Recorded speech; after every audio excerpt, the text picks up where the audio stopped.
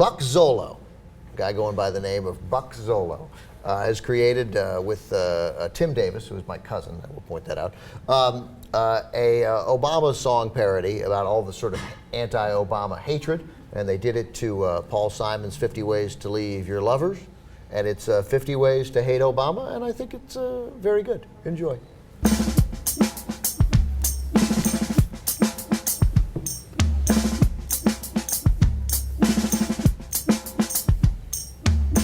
The problem is all inside your head, Mitt said to me. The answer is easy if you take it illogically.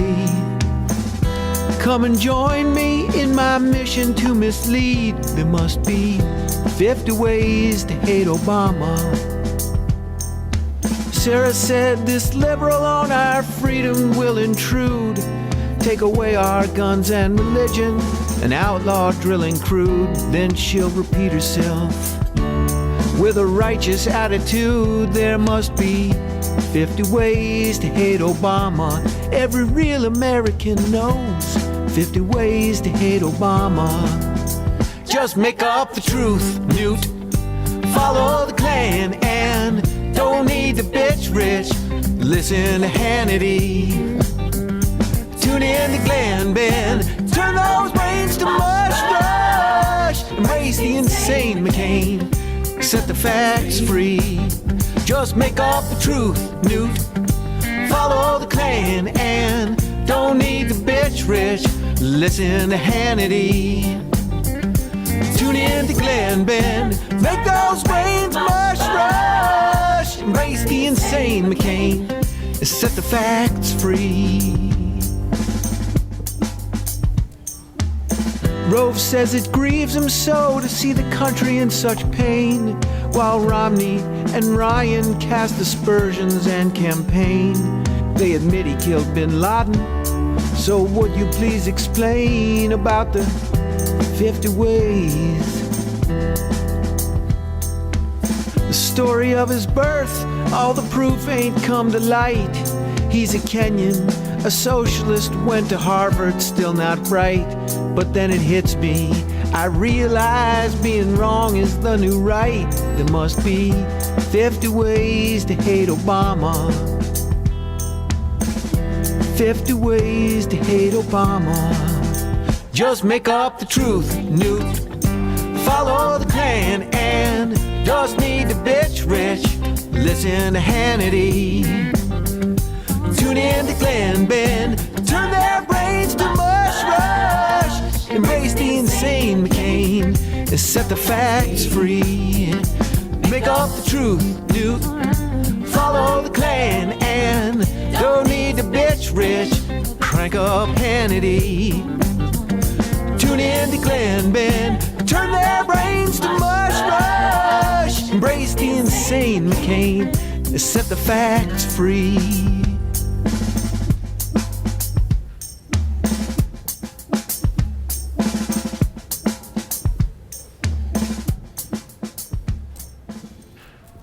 You know, it hits on something important, which is it's not just a normal election. They hate Obama. That's right. That's why I thought about the 47% thing, is that the 47% to me is relevant on the other side. That you really have, it doesn't strike me that a good Republican candidate doesn't seem to me to be capped out at a certain number.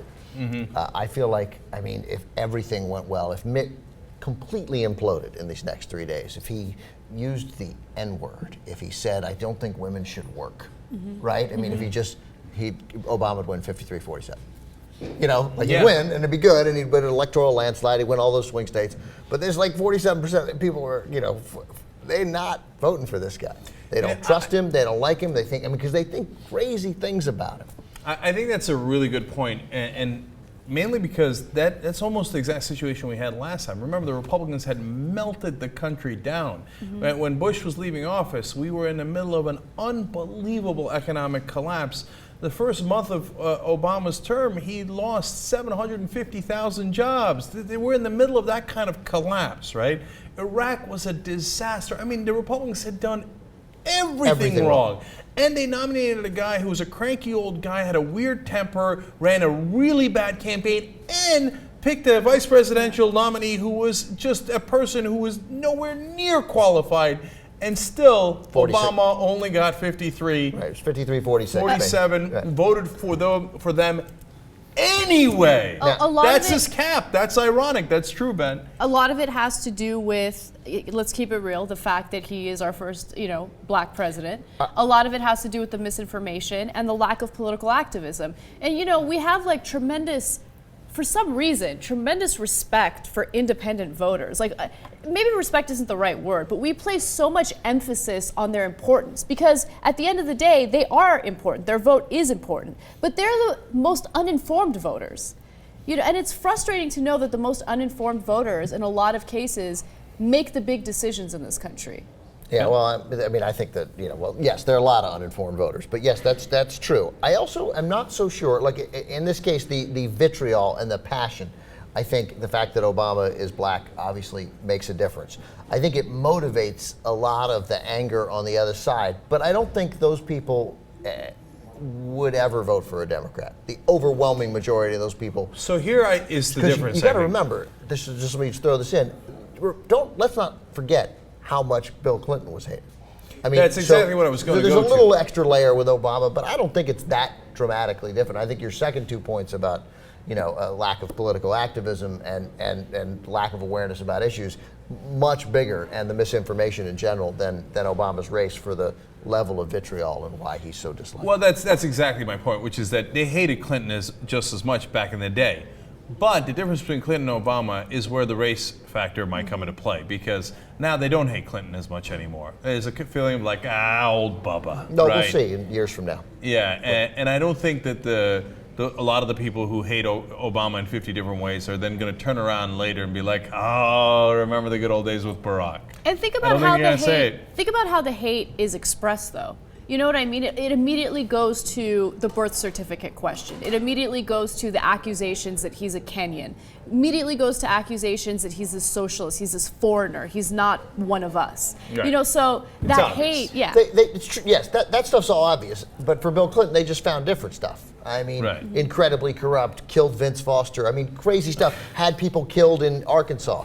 People killed, run over by trains in Arkansas. Raped this girl in a hotel room. Whatever. Just nutty stuff. And to go back to Cenk's point, so let's say now that your economic collapse happens under Obama's watch in a second term, right? Uh-huh. And in 2016, I think I earlier said that the next election was in 2012. We're in 2012 now, I've just realized. Yeah. But 2016, so in 2015, there's a giant economic collapse. It really craters out, or maybe it's a depression, near a depression.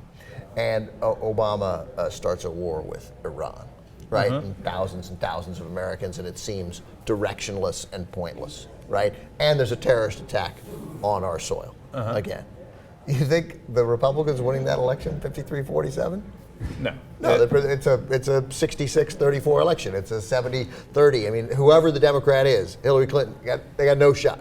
None. Andrew Cuomo, no shot. None at all. That's a really interesting point, and one that's a little depressing about the state of the two parties. Yeah, I think for an Obama victory is in many ways, from just a political point of view, every time a Democrat seems to win, you want to go, that was heroic. like you have defied some significant odds.